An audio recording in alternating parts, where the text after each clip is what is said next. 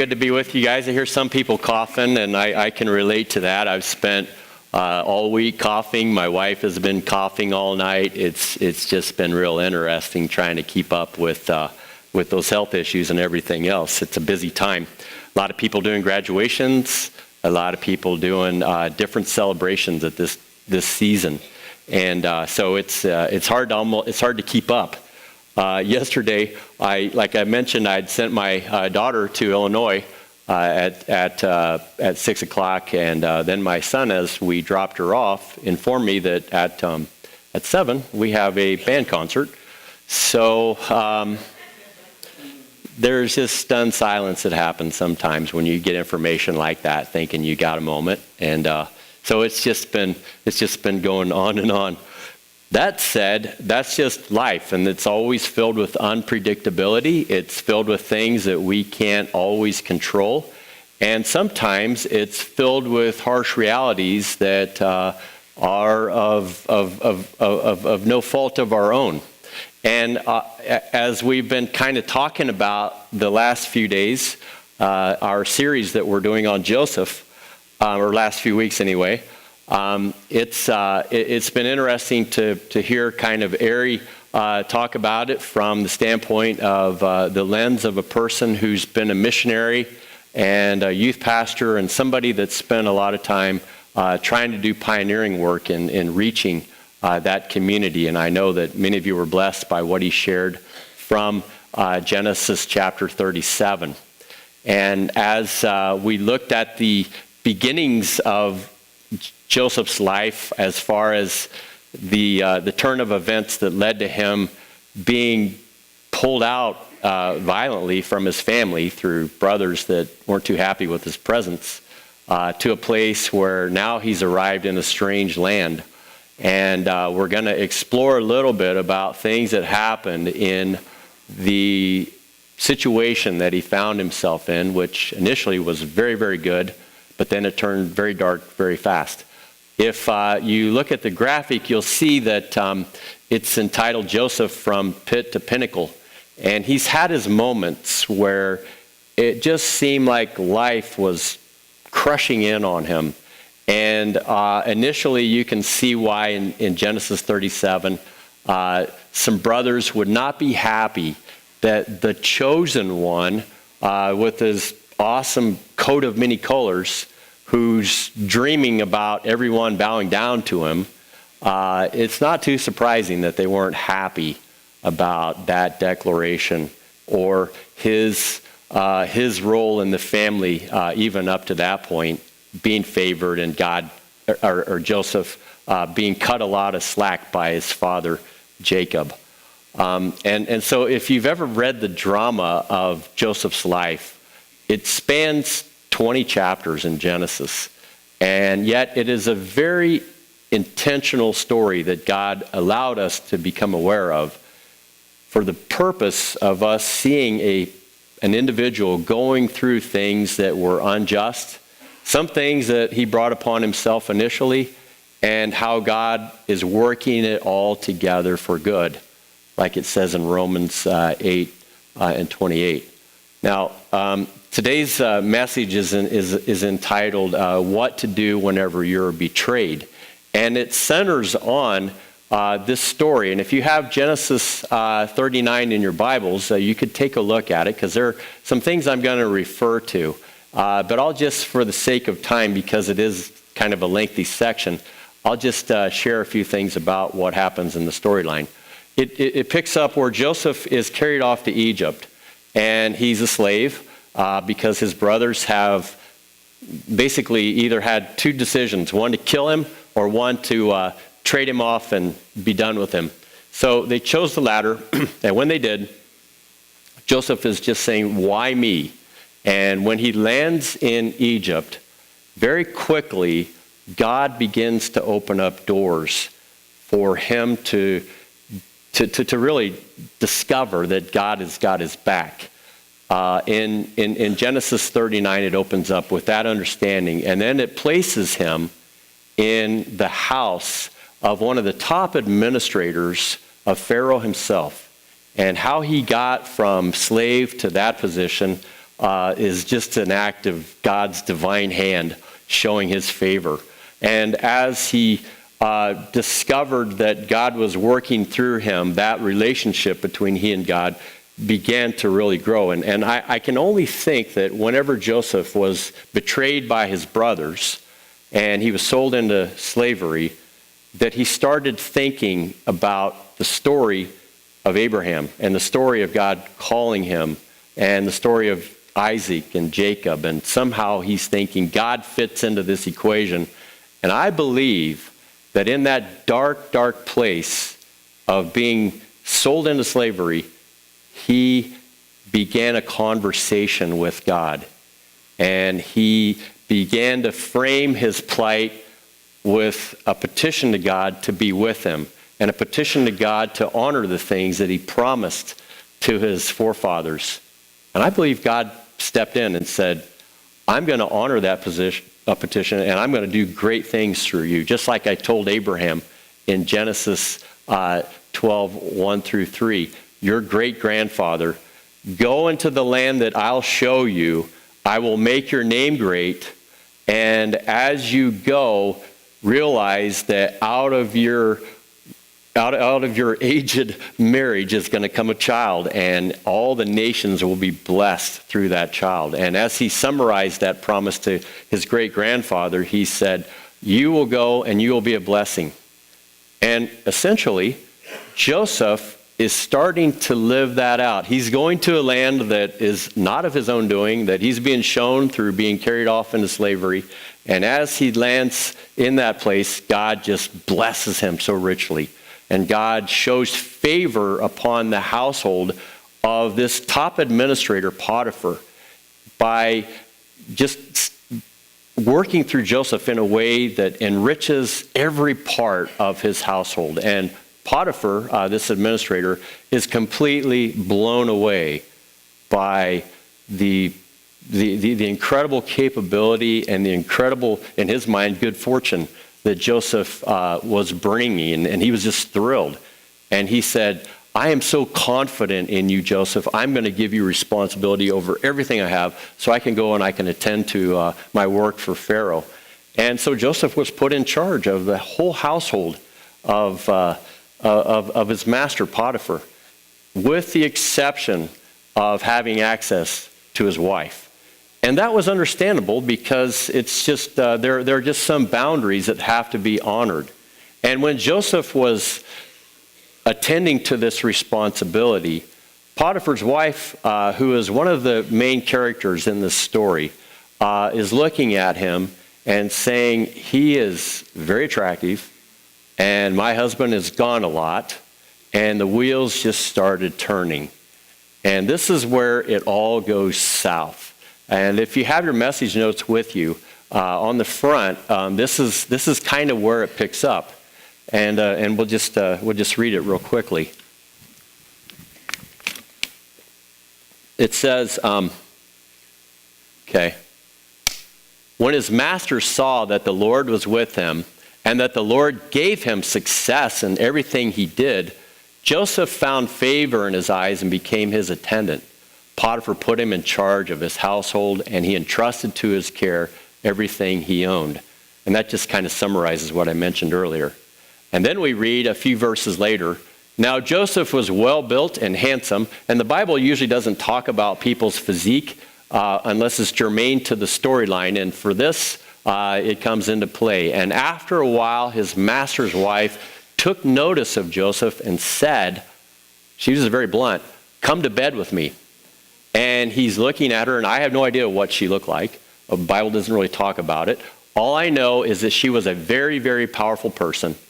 And he was in an awkward place where if he didn't honor her request, then it would be very rough going afterwards. And he's looking at this situation, and he's incredulous because he's just spent a significant amount of time connecting with God and understanding God and having God become a partner with him in life. And this very big temptation comes his way. If she was attractive, it would have compounded things. We don't know. But even more significantly, she's powerful, which means that it could all just crumble and go south. And his response essentially was, my master has withheld nothing from me except you, because you are his wife. How then could I do such a wicked thing and sin against God? And what's so instructive about this is how he's honoring a relationship that is critical for all the other relationships. And in the process of doing that, he's going to get some resistance. And maybe you are there. Maybe you are trying to honor God in things, and yet the world is pushing back. It may be throwing a temptation at you. It may be throwing a trial at you. It may be saying you need to compromise your relationship with God so that you can service the relational need that is here. And I don't know what form that takes, but there are always people in our lives who don't really get God, who want us to do life their way. And Joseph is looking at the math, and he's saying, the bottom line, this is just a wicked thing. And I don't want to sin against God. Well, you know the old Shakespearean statement, hell hath no fury like a woman scorned. Now, I'm just quoting, okay? I'm at the mercy of my wife. She's jumped in, so I don't rush in where angels fear to tread there. I'm grateful for her on so many levels. So that little that little statement offered, I want you to be aware that her response to his basic dismissal of this whole proposition didn't go well. Scripture had said that all the servants and everybody was gone. So I'm guessing she sort of arranged some circumstances so this thing could happen in a way that she wanted it to go. Well, the scripture tells us as this unfolds that her response in later verses was she was pretty upset. And she called all the servants and she said, you guys, guess what? He tried to make sport of all of us. So she's sort of rallying the troops and getting a critical mass of people to be in support of her cause because she's going to burn this guy. And of course, the servants aren't real happy either, and she knows that because who is this Hebrew? And that's what she calls him. It would be like somebody saying a Jew derogatorily or some sort of racial epithet. And as she's saying that about him, the other servants are going, yeah, we don't know where this guy came from. We don't know how he wormed his way into Potiphar's heart the way he did. We're kind of jealous here of the fact that he's showing so much favoritism to Joseph. And so we're on board with you. That guy, he's the scum of the earth. And something needs to be done to get him out of the equation. So you see all this energy at work trying to basically frame the situation. And this is how she does it. Now, Joseph, one thing that seems to get him in trouble every time is his clothing. You know, he's got a coat of many colors. They're not happy about that. And he encounters this woman. She's aggressive. And as he's trying to run away, she grabs his cloak and she pulls it off of him. And he's just booking out of there. And then she takes his cloak and she says, let me tell you a story about this cloak. This Hebrew, he tried to come on to me. And this is evidence. And my husband is not going to be happy about this. And so she completely rewrote the episode in a way that indicated an act of great betrayal. She has a cheering section who are saying, go, go, go. And now the master walks in. And he sees his wife very upset. He sees the servants all wringing their hands. And he knows something is up. And she shows him the cloak, and she says, you do the math. This guy that you brought on board, well, he's not who you think he is. And she just set him up. And the scripture tells us, at that point, Potiphar burned with anger. And she was just loving this, and the servants were just thrilled. And Potiphar, interestingly enough, I know was a little conflicted because he saw in Joseph so many good things, things that were so refreshing, things that he never experienced in the bureaucracy of working for Pharaoh, things that showed that he seemed like an above-board, honest, trustworthy guy, and now all that stuff is gone. But there's something in his head that says, but I'm just not totally sure about this. And how do I know that? Because in his situation, the automatic response would have been just kill him. Just put him to death. Just get rid of him. He's a Hebrew. He's a slave. He betrayed us. He betrayed me. And he has no right to live here anymore. But interestingly enough, he put him in Pharaoh's prison, which is where servants for Pharaoh and the upper echelons who maybe stepped out of line or maybe were in the wrong place at the wrong time, and they were a lightning rod for something that was upsetting Pharaoh or one of the higher bureaucrats, and they just used that person as a means to just download all of their anger, and then they'd end up in prison. And there were a few people down the road who ended up in prison that we'll get to in the storyline later. And Potiphar said, I want to put Joseph in that prison with those guys. Because even though this thing does not look good, I also know my wife well enough that I'm not sure that I didn't hear the whole story. So he's just not certain about how to size this thing up, but he is angry. And why wouldn't he be? Anytime that somebody tries to go into that area of your life that is sacred, like a marriage, it stirs up a lot of things in us.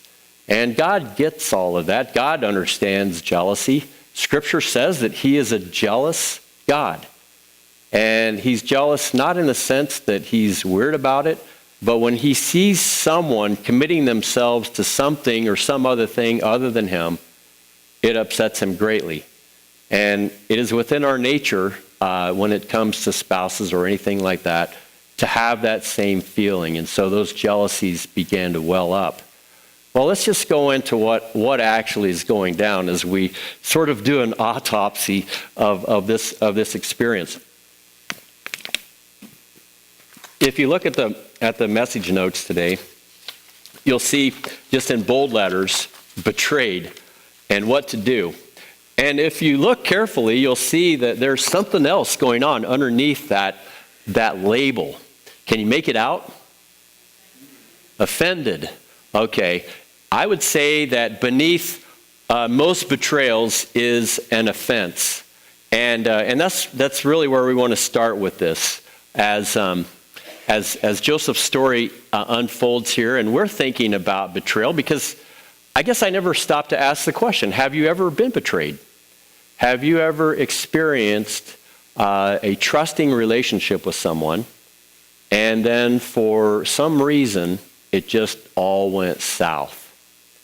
And many times, I can say pastorally, it's the result of miscommunication. It's the result of misunderstanding. But sometimes there are people who, for whatever reason, that we've offended. And now, rather than looking at us glass half full, they look at us glass half empty. I'm sure I've offended a lot of people over the years. I'm sure there are some of you that I've offended at one point or another. Thankfully, the grace hopefully is sufficient to keep it moving forward. But in this case, Joseph has offended some people. Initially, he offended his brothers by, I don't know if he was just not aware that when you do these things, when you tell your brothers, look at me, I'm special, look at my coat, God or my father said I'm a special kid and you guys are going to bow down to me because I had 2 dreams about it. How would you take that? Yeah. So you get where I'm coming from. And they betrayed him primarily because they were offended by him deeply. And we could dig into that story and see how that offense played out. But for now, we're just going to focus on this one and anything that is going on in your life. Because the downside of betrayal is the fact that it takes something good, a good relationship, and it And it is the end result of things that led to the unraveling of that relationship. And when you're betrayed, maybe you see it coming out, you didn't even see it coming, and then all of a sudden it's like, boom, that person no longer has my back. Boom, that person no longer looks at me with a smile, but rather a scowl. And it can happen. And sometimes it happens because of something we know we did that caused that rift. Other times, it's just based on miscommunication and everything in between. Joseph is looking at his circumstances and he's saying, oh no, not again. Here it was going well and then crash. God, what are you up to? Have you ever asked God that question when things didn't go right and it really seemingly was of no fault of your own? God, where are you in this equation?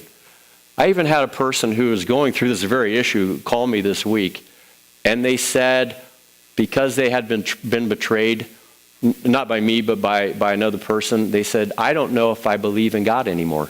I mean, it was just them venting, but it was their way of saying, I don't know where God's at in this because this isn't working out the way it should. Now, in the Bible, we know when Joseph was betrayed by his brothers, there's no mention of God being in the equation. He was just betrayed by his brothers. However, if you look carefully at Genesis 39, it says several times, and God was with Joseph, and God was with him, and God was with him.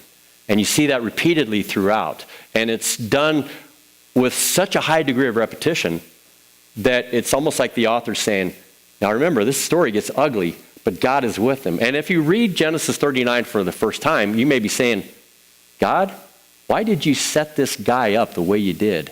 Why did you allow him to have this dream and this code and then to be sent off as a slave? And why did you put him into this position of great power and influence only to just knock him back down again? And the first time you read Genesis 39, I know that pops into your head. But if you've read Genesis 39 through the end of Genesis, you start to see why. Isn't it interesting how hindsight is such a good view to get perspective on the things that really happen? In Genesis, at the end of the book, it says that God not only was with him, but he's actually using this set of circumstances to propel him forward. And of all the dark things that we experience in life, betrayal, lack of trust, things that really diminish and sabotage relationships, believe it or not, if you've been through that, God is very much at work in that if you trust him and you allow him to lead you through it. I can only say that because I know the promise that he does work everything together for good. And I know that as he works in our lives, he wants to work towards reconciliation. He wants to work towards making things right. That's really his goal.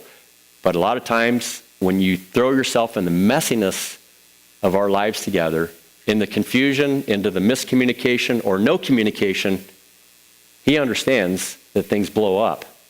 And below the surface, it blew up because the relationship that he had with God was in conflict with the relationship that he was having with Potiphar's wife and ultimately Potiphar.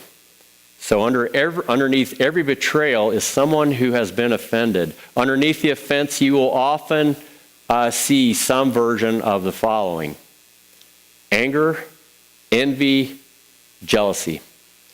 In the first act of betrayal, I mean, on the surface, you can understand why Potiphar said, I can't believe this is happening. And he burned with anger because he was offended by the fact that of all the boundaries that he had opened up for him, the one that he closed off, Joseph crossed. And it incensed him to no end, even though he had lingering doubts. And maybe when betrayal happens, it's because you did something by stepping into somebody's world and you angered them. And anger is an interesting emotion. You ever go to bed at night angry and not really slept a whole lot that night and were pretty disturbed the next day?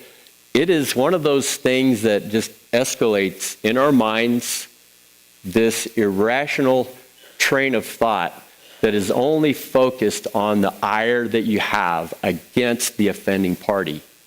And that's why the Bible says, in your anger, do not sin.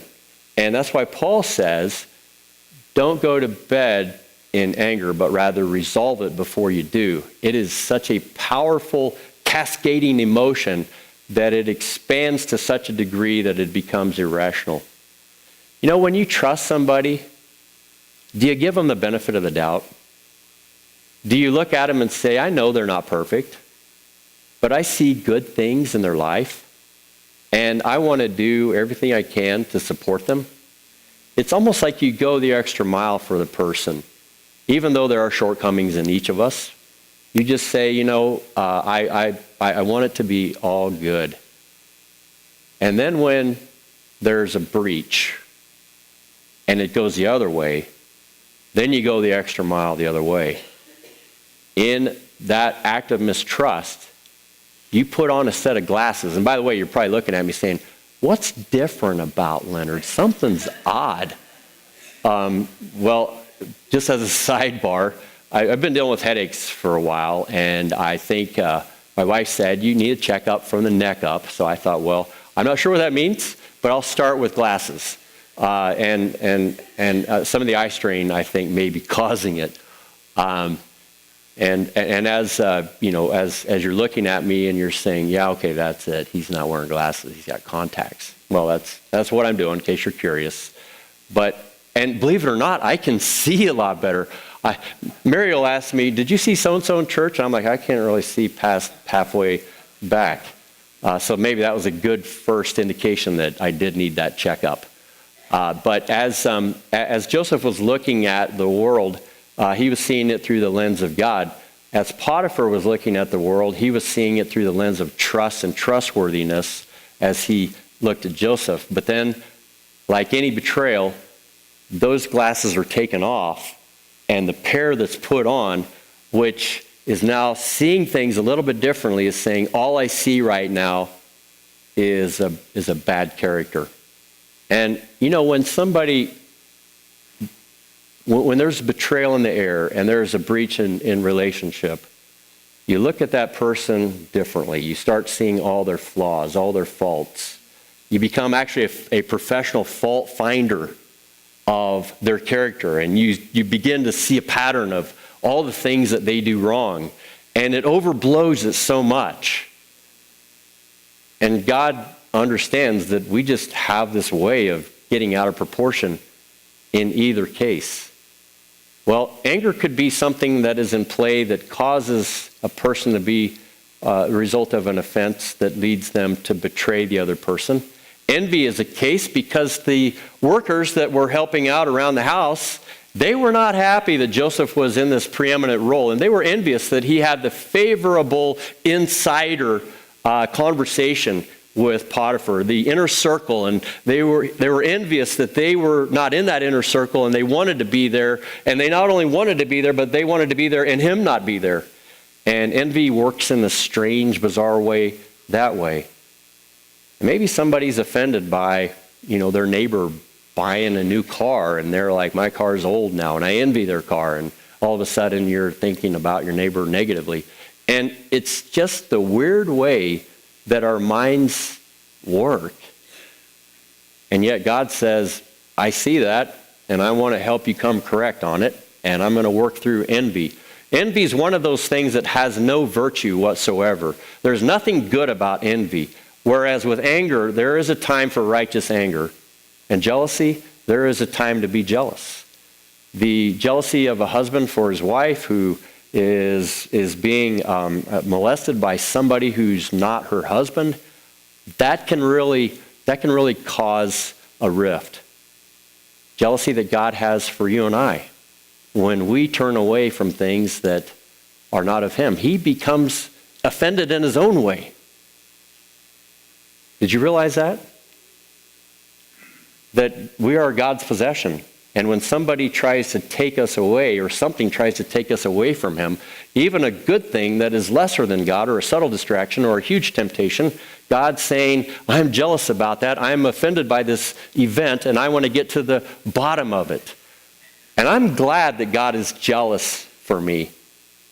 If you've ever been jealous, there's only one thing that you have on your mind, and that is to get back that which you seems to be coming out of your grasp. All you can think about is recovering it. And did you know that when we start to slip away from God, He doesn't see it so much as an act of betrayal against Him, and He's hugely offended, even though it is all of that, but rather He sees us becoming unattached from Him, and He longs to recover that which is getting separated from Him. And I like the fact that God's jealous for me. God's jealous for you. I have this conversation on almost a weekly basis with people. A person will call me and they'll say, I just feel like God doesn't love me anymore. I just feel like God's not there. A person told me this week that, things are just not going well in my life. And is it possible that I've grieved God so bad with the things that I've done that He's left me? And I assured this person, I said, well, what have you done? And it was not really much of anything at all, except was kind of mad at her husband. I said, I don't think God's going to leave you for that. I said, you have children? And this person said, yeah. I said, how would you feel if your children backed away from you for a while? She said, I'd be heartbroken. And I said, okay, so they backed away from you and you're heartbroken. So do you tell them, get out of my life? I don't want you anymore. Would you do that? Of course not. You would say, I want to do everything I can to get things back to where they need to be. And that's the way God is with us. He is so jealous for us that He's going to work through other people and circumstances to get you back where you need to be, because we're on this road to a great destiny that in many ways parallels the road that our friend Joseph was on. So behind every betrayal is an offense, and that offense is usually centered on those things. So what do you do when betrayal happens in our relationship with other people? And just a couple of things I want to point out. First of all, we have to name the point of disintegration. If you've ever had a relationship that was good that went south, chances are there's a story and there's a moment that happened probably sometime prior to that that caused it to land where it did. You ever hear the story about King David and his son Absalom, who killed another son who slept with one of the sisters, and Absalom was just incensed that David didn't do anything about the brother who molested his sister. And he was so mad at his dad for that he started a campaign that lasted 3 years, where he just basically said, Dad's disappointed me. I think I'm next in line to be king. Let's just get it started. And the person that he aligned with himself on that campaign was David's right-hand man, Ahithophel, who Scripture says when he spoke, it was like he was speaking the words of God. And it was David's best friend. And Ahithophel said, I'm with you, Absalom. Let's work against David. And it's a very intriguing story. And you're thinking, why in the world would Ahithophel betray his best friend David? But if you dig a little bit deeper, some offenses happened in Ahithophel's life that caused him to go in this direction. You see, Ahithophel's granddaughter's name was Bathsheba. And Ahithophel's grandson's best friend was a guy named Uriah. And Ahithophel was very tight with all of these people. And when David slept with his granddaughter, and then he killed his grandson-in-law and his grandson's best friend, that was the beginning of the end. But a lot of water went under the bridge before this moment of betrayal happened. But can you see how it began to work? And I don't know how if that story would have turned out any differently, but there was treason, and there was a reason for the treason. And it had a lot to do with the dumb actions of King David. And maybe sometimes it has a lot to do with things that we've done that are blatant, but we've glossed over and said, yeah, God's forgive me. But maybe other people haven't, and we need to make it right with them. Relationships are tricky, but when they work, they're the best in the world. There's nothing like being married. There's nothing like having children. There's nothing like having friends. There's nothing like being in a church together with other people. But these forces are always at work against us, and they're looking for opportunities in our own shortcomings to drive wedges. And so if you want to see things come correct in a relationship, you got to go to that place where the offense first happened. You got to say, okay, let's be honest, and let's deal with this, and let's just have it out, and let's talk about it, and let's take responsibility and ownership, each of us, for the things that we brought to the equation that led to this ultimate betrayal. And the second thing that you do after you name that point of disintegration is you choose to fight for the relationship and not for the disease. And by that I mean you're looking at the person and you're saying, all right, here we are. What can we do to work together to land in a place down the road where there's harmony again? But you know our nature? It's to not take the courageous route. It's to take the easy route and to look at the disease, which is really the problem that created the rift, and just point fingers and lay blame. And God says, we're not going to do that. And Joseph, he fought for his relationship with God in the midst of powerful forces that were working against us, in the midst of huge temptations. And he said, I'm going to fight for that relationship.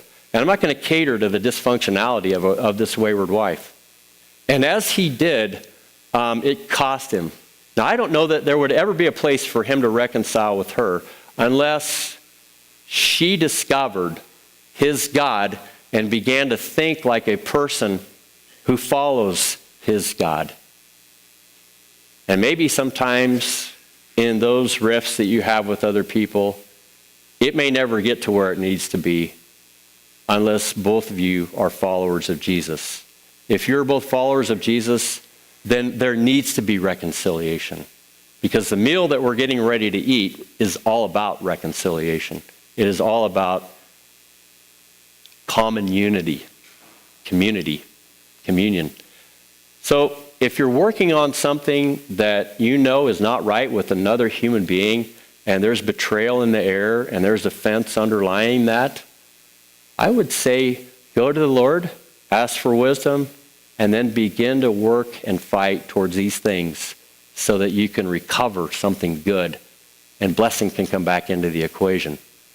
Here's the second thing, though, and I think this pertains to all of us, because when it comes to betrayal, it can also happen in our relationship with the Lord. Now, the thing about Joseph that I really admire is, despite his own shortcomings initially and his braggadocio with his brothers and not being socially aware of how this was impacting them, he kind of grew up a little bit, and I think he discovered that there are ways to relate to other people that won't put them off.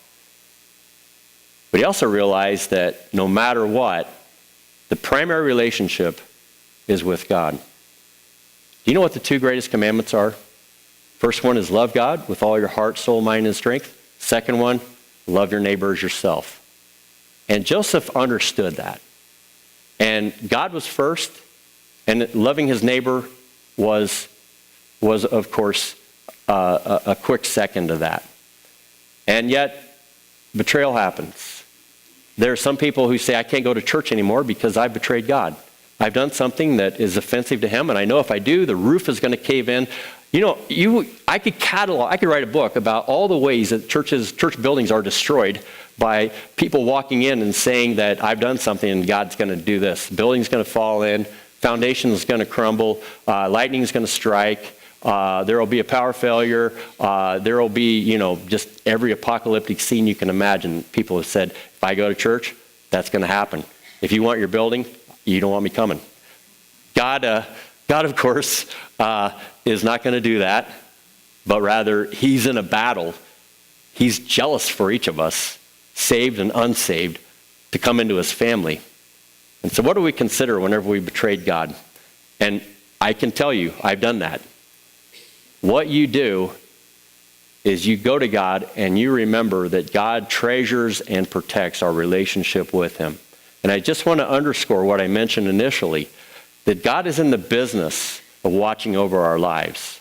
God isn't like, okay, we're not so close now, so you do your own thing, and if it goes south, then maybe I'll come and pay attention to what's happening. No, God doesn't work that way. He's always paying attention. He's always aware. He's always looking for opportunities to bring us closer through circumstances and through other people. And he did that in Joseph's life. His opportunity was Joseph sold off from his family. God says, I'm swooping in, and I'm going to make myself known. Joseph said, I understand you got my back, God. And then when we hear the story, God was with him, God was with him, God was with him. God treasured him and protected him. And he wanted to do that not only for the Hebrew people, but for, as the promise was given to Abraham, all the nations. And as we remember that God's view of us is that of a treasure. I mean, when I sent my daughter off to the to Illinois on the plane, we dropped her off, and we could have just dropped her off and just left.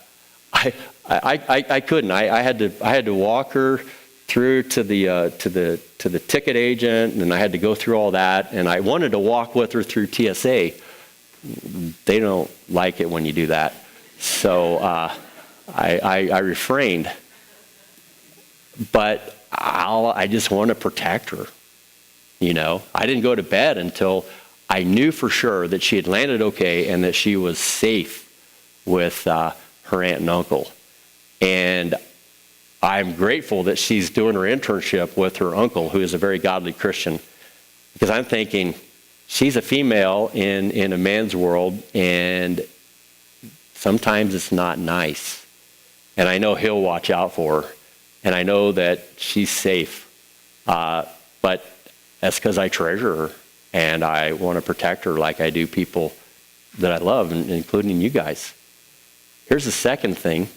As God treasures and protects our relationship with him, we also need to understand that through the adversity of betrayal, God may be preparing us for something greater. Did you know that? I don't like it when things go south in relationships. I like harmony. I like peace. I like getting along. But I also know that anytime you do something together with somebody where you're taking some initiative, there's always going to be differences. And sometimes the differences become so great that it doesn't always end the way you'd like. God says, I see your differences with me. I see your shortcomings. I see the things that you're conflicted about, the things that you struggle with. But I want you to know something. Even as these forces are at work against you to keep you away from me, I'm going to use them to actually draw you in. And maybe you're going through some adversity right now, like Joseph did. And it can do one of two things. It can drive you away and say, I don't believe there's a God. Or you can trust the fact that in the midst of the adversity, God is saying, I'm actually building you up for something greater through the struggle. And in Genesis 50:20, this story actually ends. And it's the best way to read what we've just talked about. At the end of the story, Joseph is reconciled with his brothers. And they realize that God was up to something here. He actually used you through all of this to get to the place where you were as Pharaoh's number 2, so that God could actually initiate a process of delivering all of our people when the famine came. And God would use all of these bad experiences to shape you into the person that you needed to be so that you could lead at that level. And the brothers, when they discovered in that encounter that the brother that they had betrayed and they had sent off to be slaves for who knows who, that brother was now practically the king now. And he's looking at us, and they're just melting. And they're thinking, oh my goodness, he's gonna kill us. I can just see the wheels turning. He's going to just do unimaginable things to get vengeance.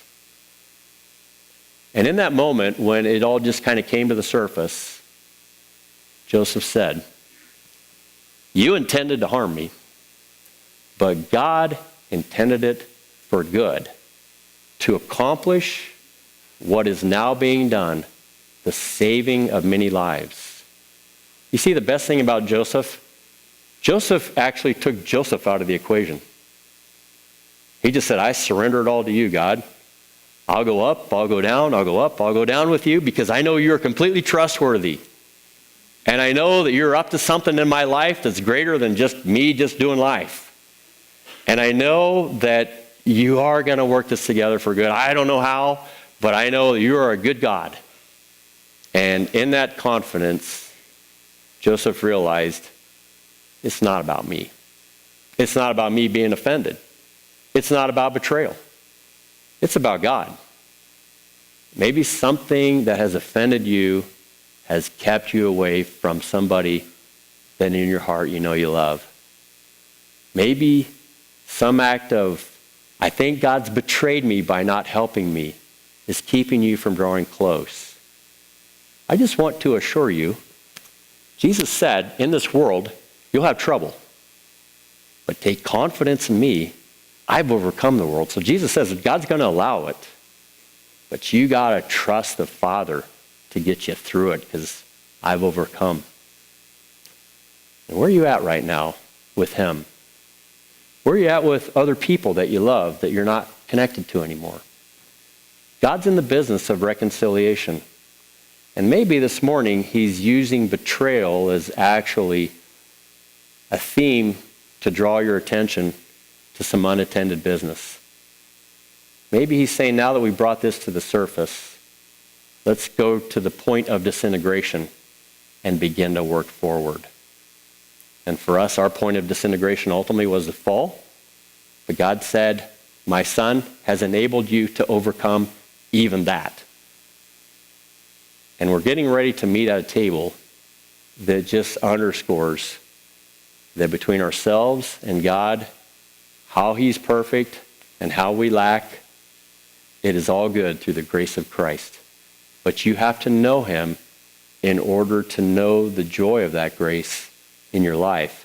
And when you do, you'll discover there's nothing like it.